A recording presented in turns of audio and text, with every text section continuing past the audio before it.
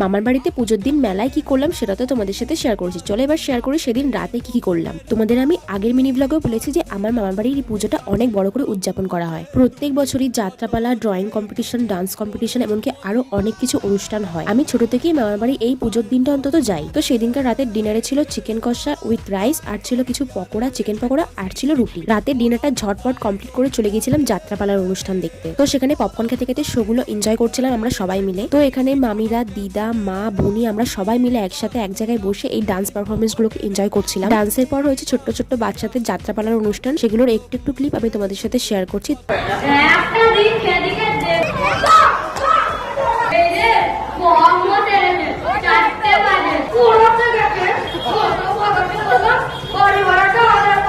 যাত্রাপালার শোটা অনেকটা বড়, তাই আমি একটা ভিডিওর মাধ্যমে তোমাদেরকে দেখাতে পারলাম। নেক্সট শর্টসে আমি এই পুরো যাত্রাপালার ভিডিও ক্লিপটা শেয়ার করবো। যাত্রাপালার এই একটুখানি ক্লিপ দেখে তোমাদের যদি ভালো লেগে থাকে তাহলে তোমরা প্লিজ নেক্সট শর্টসটা দেখো, আর কমেন্ট করে জানিও যে তোমাদের এই ক্ষুদে শিল্পীদের পারফরমেন্স গুলো কেমন লেগেছে।